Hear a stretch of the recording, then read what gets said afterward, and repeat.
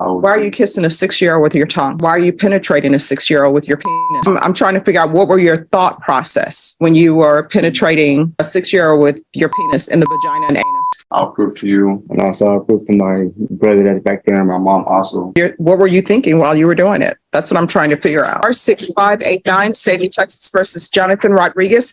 All right, are you Mr. Rodriguez? No. Are there going to be any witnesses or just argument? Just argument. All right. Mr. Rodriguez, you entered a plea to indecency with a child. According to the plea bargaining agreement, punishment is to be assessed at a cap of 15, and there's to be no contact with the complainant and Chapter 62 registration. The state is opposed to your application, state?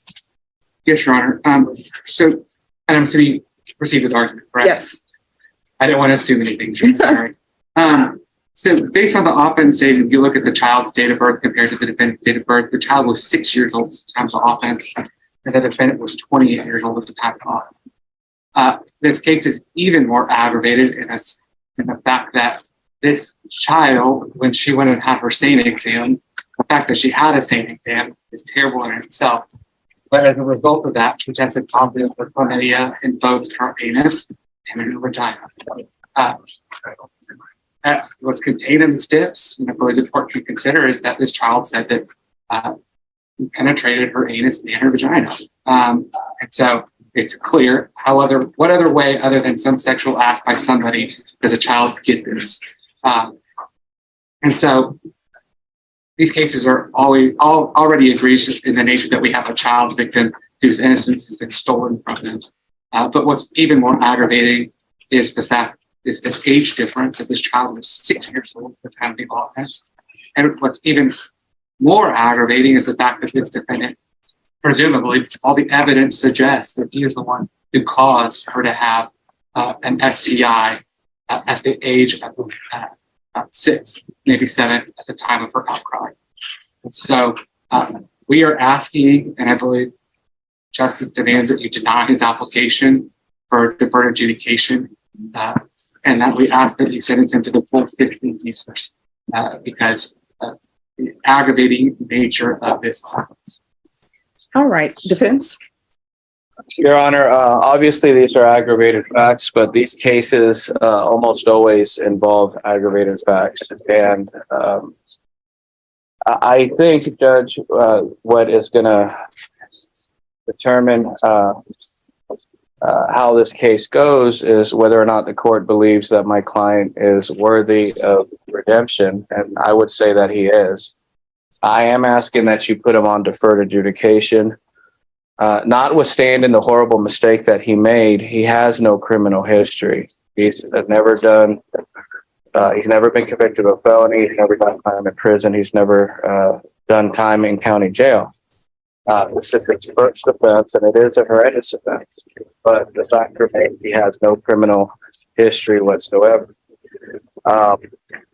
Further, Your Honor, if there is deferred adjudication, as the court knows, the court would not be limited to the sentencing range that it's limited today in the event that Mr.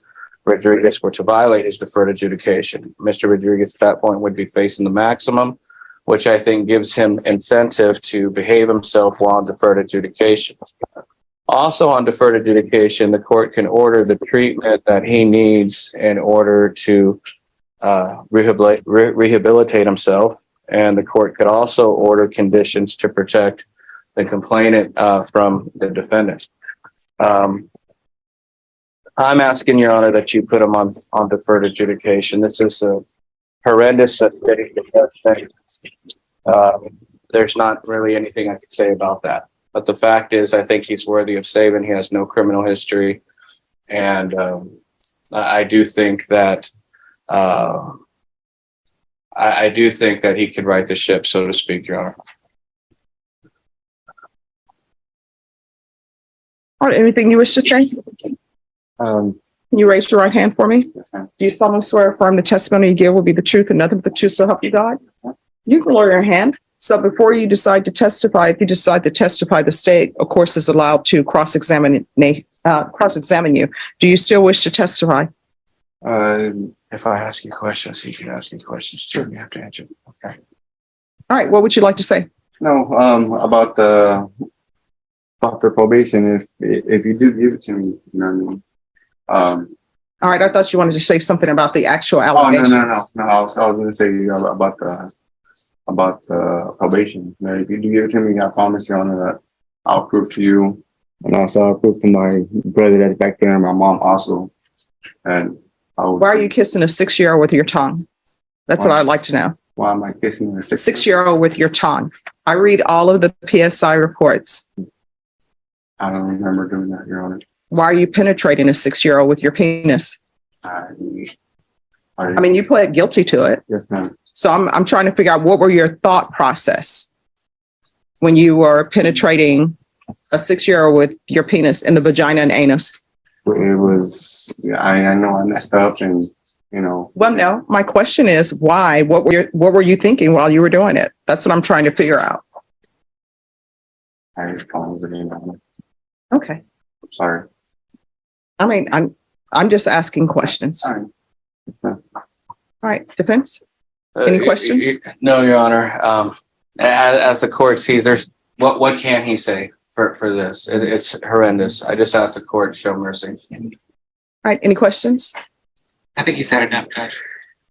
All right, this is what the court is going to do. The court is going to find you guilty, sentence you to 15 years in the prison, give you credit for any time served. There's Chapter 62 registration and no contact with the complainant. Showing you what's entitled trial court certification of defendant's rights to appeal. Did you review that with your attorney? Did you understand it and did you sign it? That's fine. Because it's the plea bargaining agreement, because I followed your plea bargaining agreement, and because you waive your right to appeal, you do not have the court's permission to appeal. Do you understand? Because this is a felony conviction, you're not allowed to own or possess any weapons or ammunition. If you have a question over what a weapon or ammunition is, you need to speak to an attorney. Do you understand? All right, we can go off the record. I understand that sometimes people regret what they've done, but we can't turn back the hands of time. So you need to internalize what you've done, and hopefully this won't happen again with you. You understand? All right, is there any impact or no? No, Judge. All right, thank you. While the defense argued that a first-time offender deserved a chance at redemption, the court determined that the gravity of the crime demanded incarceration. For the victim, the effects may last a lifetime. For Jonathan Rodriguez, the 15-year sentence was only the beginning of consequences that will continue long after his release. If you made it this far, you already know. Justice is never simple. Every case has a twist.